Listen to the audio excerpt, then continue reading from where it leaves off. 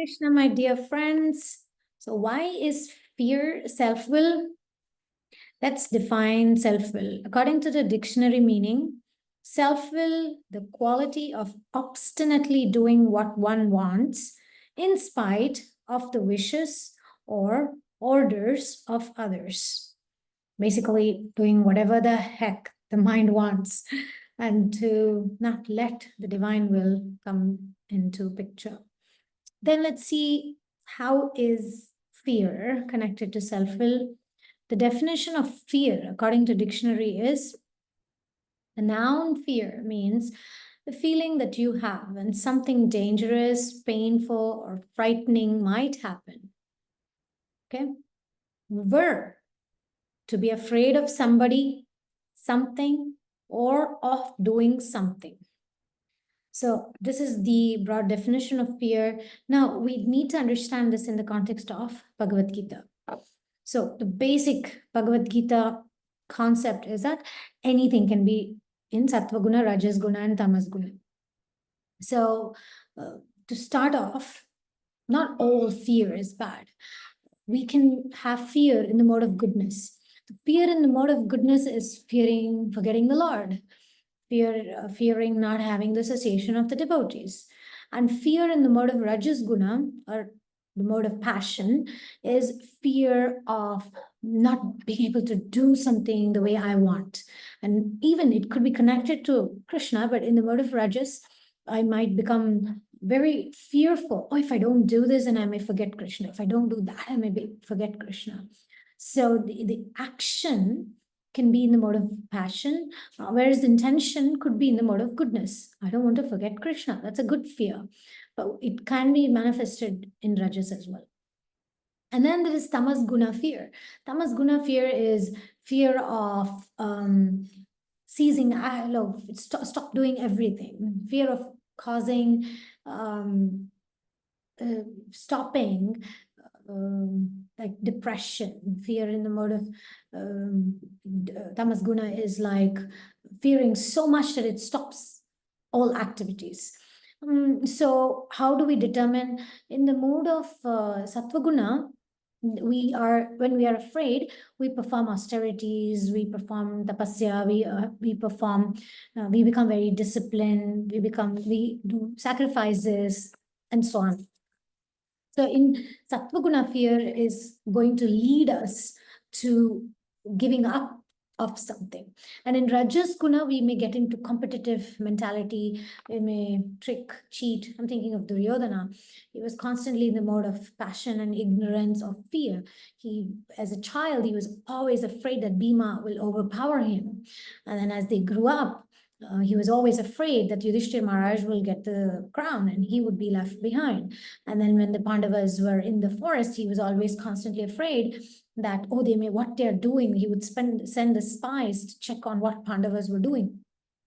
So the constant fear of Duryodhana can be demonstrated, right? Of course, we can also say like Arjuna, when Krishna says, Klaibhyam smagamapartha naitatvayam kshudram hridaya daurbalyam dhyatvottishta parantapa.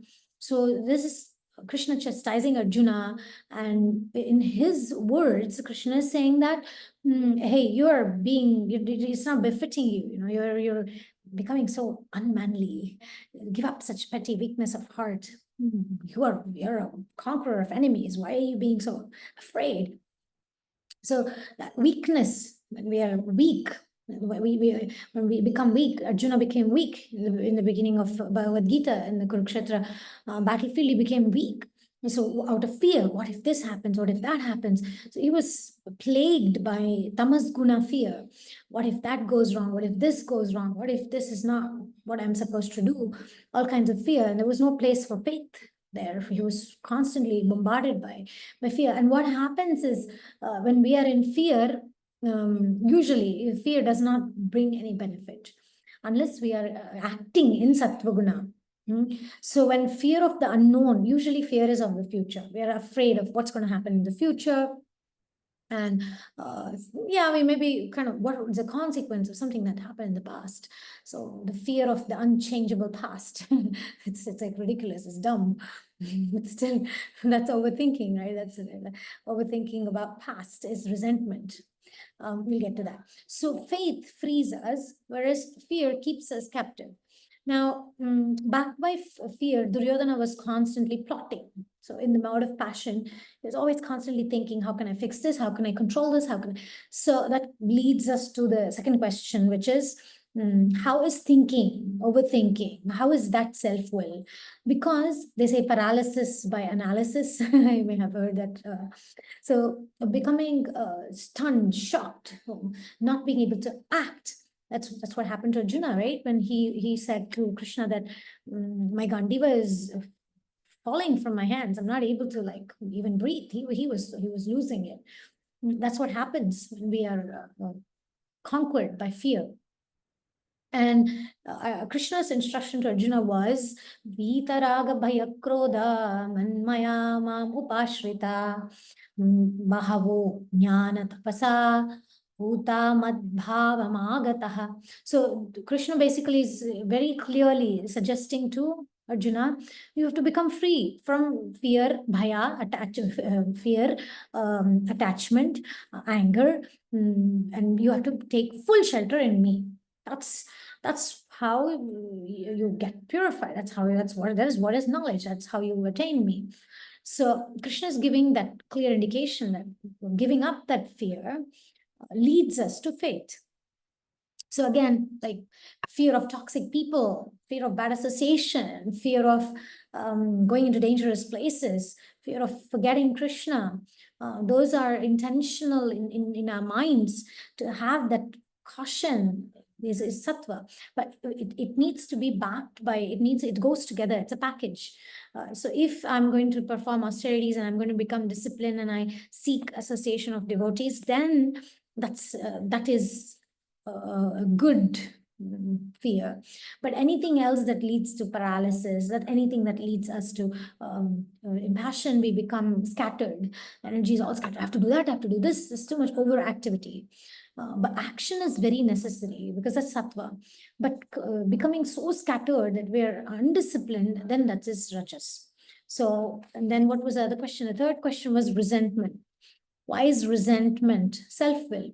So resentment is in the past. There's nothing we can do about what happened in the past. Or why did they say that? Why did she do that? Why didn't she do that? All that is in the past. So thinking about resentment means living in the past. And Krishna says, Brahma Bhuta Prasannatma na shochati. Shochati means lamentation, resentment. Na kangshati, kangshati is hankering. So hankering is in the future and resentment is in the past. So both of these things are going to make us stuck. So we have to stay in the present. Prasannatma, being in the current moment, mindfulness, being in the present. So the point is, because overthinking is also about future. What if that happens? What if that doesn't happen? So in tamas guna, it can block us. We may think, oh, I don't want to do this. I don't want to make this video. What if it goes wrong? So that's tamas guna can block me. And in the mode of rajas guna, I may think, oh, what will people think about me? And being all over the place and not really being focused. Sattva guna means being clear about the intention. Okay, I want to make this video because I have a message to share. I'm a servant of the Lord. I have a message from Bhagavad Gita to share with the devotees, and it's purifying me. It can help other devotees understand. So that is anything related to Krishna can become Sattva Guna. I want to do this for Krishna. The center is not me, the center is Krishna. Then that is Sattva Guna. So any fear that is going to lead me to act for Krishna is good. Essentially. But usually when we say fear, we don't really mean in sattva. Usually for us, fear, usually we're plagued by it, by rajas and tamas guna. That's why it is totally self-will.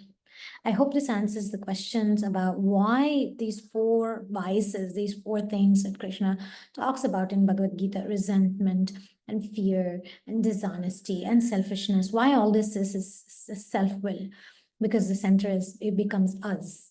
Whereas when we put Krishna in the center, then we are not affected by any of these things. We are empowered. Thank you very much. Hare Krishna.